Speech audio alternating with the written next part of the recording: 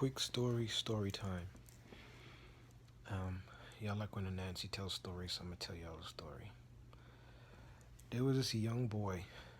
He was, say, an early teenager. He was frustrated with life and how things were going with him, and then he started to find out things about his family, find out secrets. Um, it turns out this young boy was adopted. The woman he thought raised him was not his mother. The person that was who he thought was his father was really his stepfather. We'll call him the evil stepfather, right? And it turns out that his family was involved with witchcraft, right? AKA black magic, right? But there is no good magic or bad magic. Is just let's say it's a mystical aspect of how people want to think, because you can have good thoughts and bad thoughts about people, right? And you generate that energy toward them, right? So he went to the park, um, and in this park there is a pond, a huge pond, and he seen this man. The man looked homeless, and he approached the man and he spoke to him, and he said, "Sir, what are you doing here? Do you live here? This is where you live?" The man told him no. He said, I live under a bridge." And when you think of a troll, trolls used to live under bridges, right? So he was explaining to him, um, do not judge everything by what you see. And then the young man started to tell him about his problems and what he had going on. He doesn't even know why he was telling this man his problems, but I guess he just felt the need to, because he had no one to vent his issues to. He explained his story, his life, all the shortcomings he had, why he had all these problems. And the man told him that all it is that you are a part of a mystery so great that you have yet to understand it, and it's involved magic, right? So he explained to him that once your eyes are open to this mystical, magical world that you realistically live in, you will start to see everything for what it really and truly is. So the the man, he gave this young boy some coins,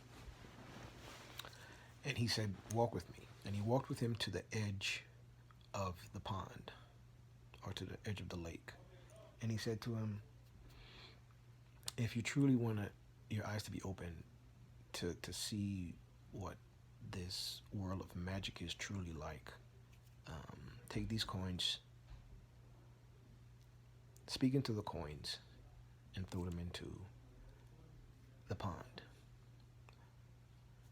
But the young boy did this, and just before he threw the coins, the old man said to him, "Are you sure this is what you want?" The young boy said yes. He said, "All right." He said, "I will be here to help you as a guide, but I cannot help you with your decisions. I can merely give you advice and show you and help you understand the world that you're living in." All right. The young boy throws the coins into the river. Sorry, into the pond, the lake. Right?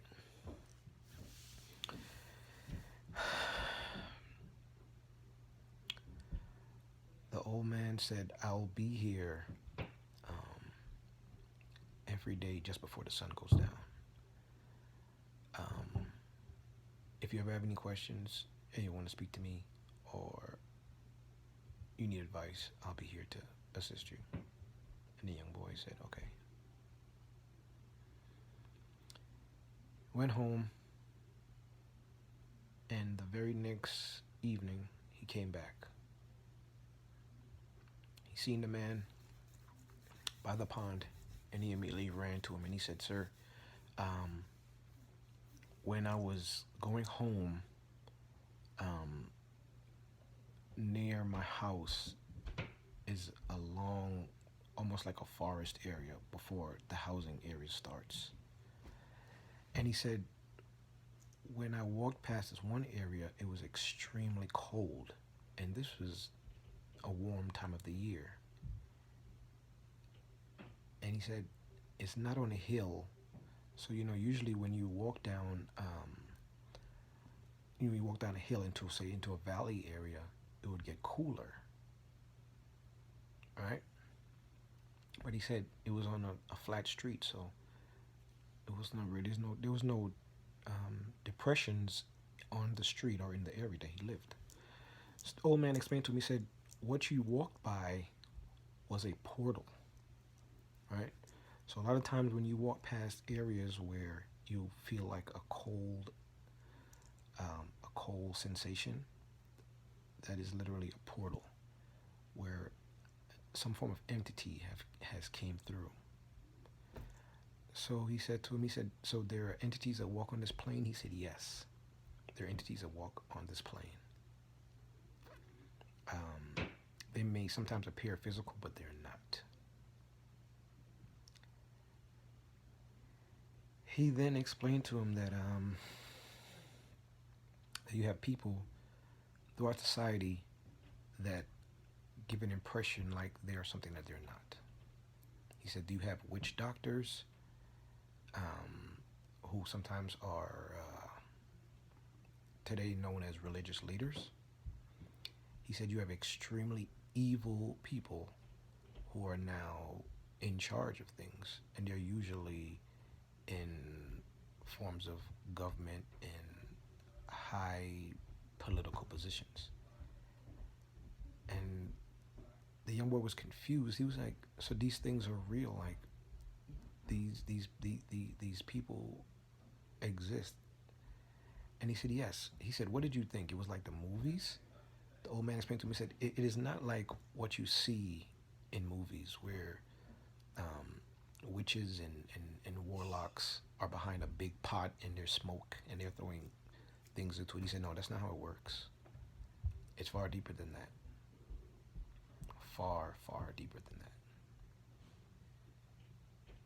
More stories to come.